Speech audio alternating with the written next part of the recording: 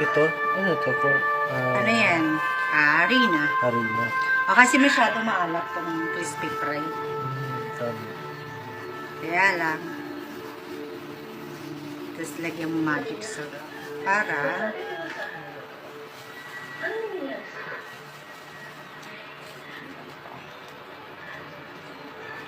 Ganun pala yun.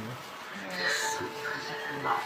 Binabad ko na to kasi para yung ano niya susuot dun sa laman yung lasa.